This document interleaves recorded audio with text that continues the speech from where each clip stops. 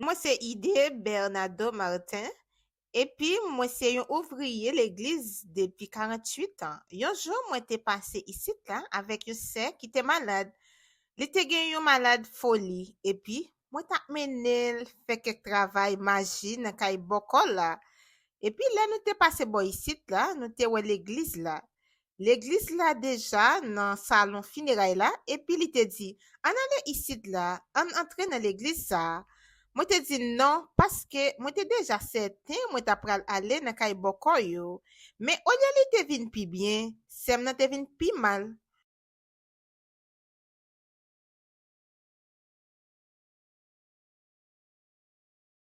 Un jour, moi, te allé dans kay boko yo, et puis, yo te relem. Là, moi, rive là, il était déjà mouru, sous cabane là. Il te vle aller dans l'église ça. Et puis, moi, pas de vle menel. Donc, ça qui te vin envahim, c'est tes culpabilité pour li te mourir peut-être moins. Esprit yo t'a touye.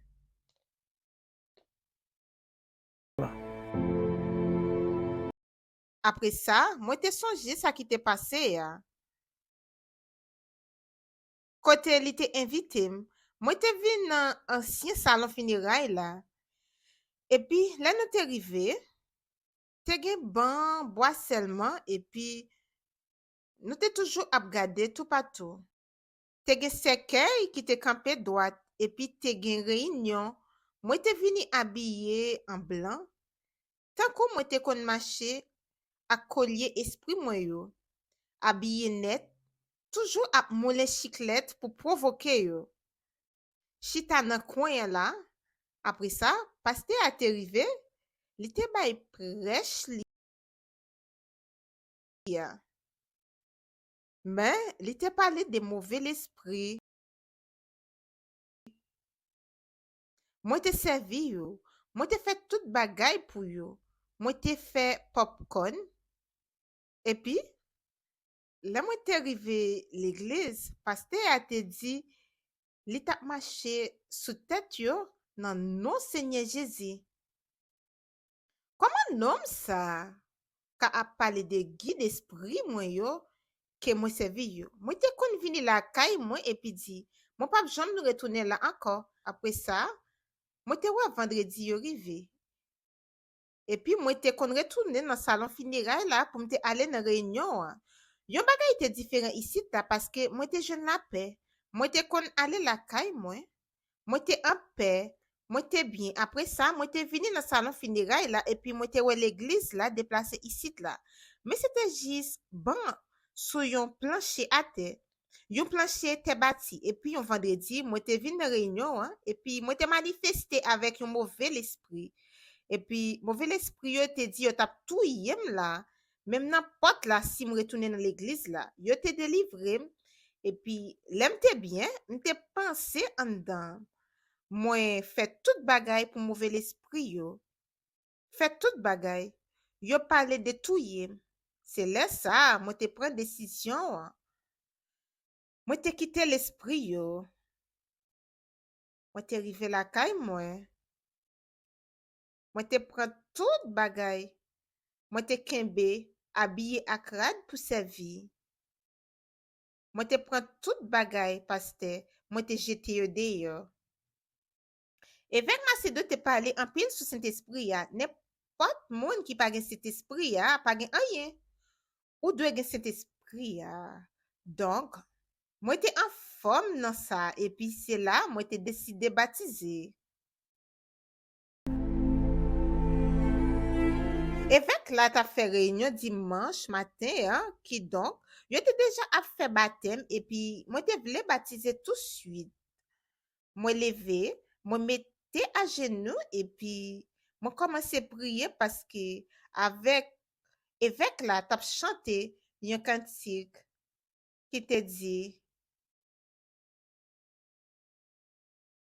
et jamais en arrière suivre ton chemin, Seigneur. Suivre sans dévier, Seigneur. Sur ton autel me prosterner.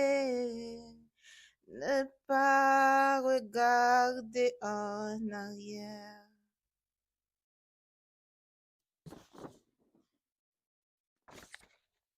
C'est enregistrement ça, moi gagné en dedans pour ne pas regarder derrière. C'est peut-être ça, moi là, 48 ans. Seigneur Jésus a été entré dans la vie.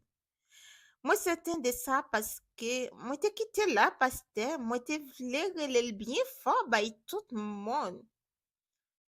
Bon Dieu, ça a existé. Et puis, il existait. Bon Dieu qui prend soin de nous, hein. Moi, t'ai quitté. A dit, tout le monde que moi, t'ai gagné un bagage en dedans que moi, pas de qu'à comprendre. Mais moi, t'ai connais, c'était un monde qui t'a pris soin dans le moment ça. Nan demain, moi dessin nous de où Salinda qui avec Seigneur, qui ça moi t'a dû faire pour me venir ouvrir l'église.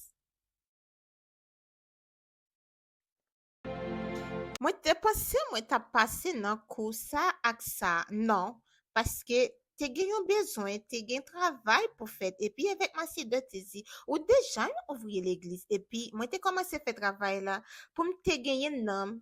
Mais là nous te recevoir autorité ça, l'église là t'es plein. Et puis t'es gagné moment nous t'es obligé qu'un beau monde et puis un l'autre monde manifester. Qui donc te gen yon gros besoin. Maman nan mouman sa. Nan komanseman te di, l'église sa pa pou ou paske mwen se katolik. Sa pa gen anyen pou we ak sa. Men paste, maman te gen kanser nan goj. E pi yo te pran nan estiti nasyonal. Kanser a. E pi yo te menel nan l'église la pou recevoir la prière. Paske ak ti mè sa, li te komanse aksepte la prière yo. E pi, se la, maman te libere. E pi, tout lot se yo te vini. Tout grâce bon Dieu a, je dis a, nan présence bon Dieu. E pi, si tou, mwen deja gen yon neve ki se yon pasteur. Ou konnen, yon neve ki nan yon lot peyi, nan l'église universelle la.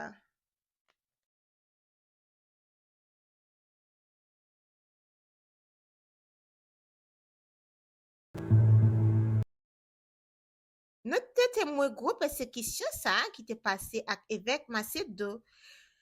C'était un moment nous te la caille. Moi là moi t'entendais dans radio, yo t'ai arrêté évêque là. Donc moi t'ai venu l'église là et puis là moi t'es arrivé, tout le monde t'a prié, tout le monde t'a crié. Nous t'es passé moment côté nous pas même qu'à mettre uniforme nous yo l'air. Yon nom, yon machine te conduit yon machine sur moi, même ak de l'autre ouvrier l'église. Et puis il te dit, nous te devons venir chercher guérison. Non mais évêque Macedo parce qu'il était en prison. Nous tal Sao Paulo, n'importe commissariat. Tout le monde t'a prié, tout le monde t'a parlé. Yo pas de qu'à se porter encore. Les derniers là.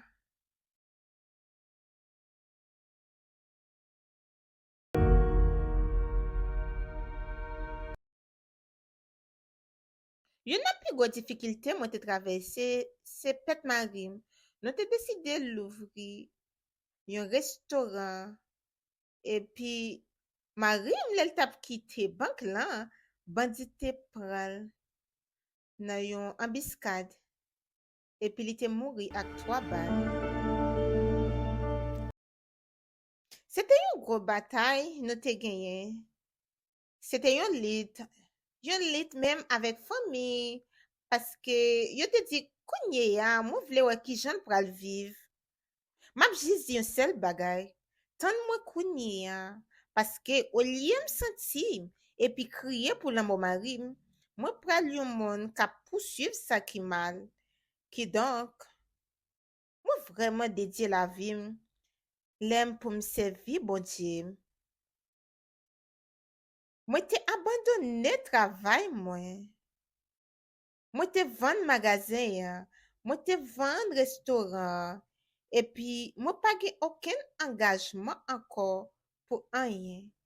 Engajman mwen se pran soin kay mwen epi pran soin sa ki pou bon Dieu. Mwen pa manke anyen, pasteur. Ki donk, mwen te kontinye ak la vi. Epi, depi yon ti tan, mwen deside ke mwen pa vle person lot. Mwen tap fini la vi jan teye ya pou kont mwen.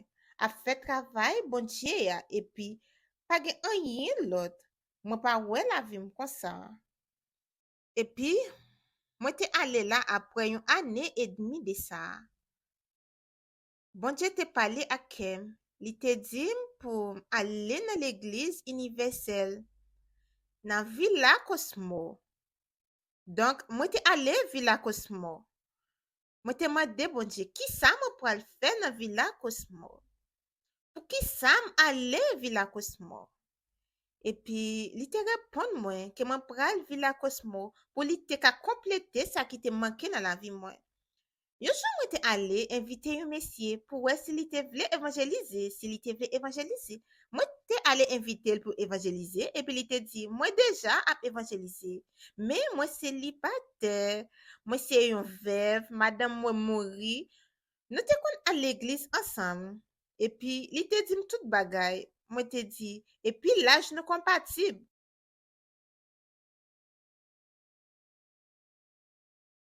Anniversaire naissance mwen se 5 mars. Pal se 29 mars. Mwen gen 78 an, li gen 77 an. Nou te komanse soti ansam, men nou te komanse renkontre an janvye. Nan mi tan mwa janvye ya. E koun ya, pou one a gloa Seigneur ya, nou pral marye semen sa. Semaine anniversaire l'église là.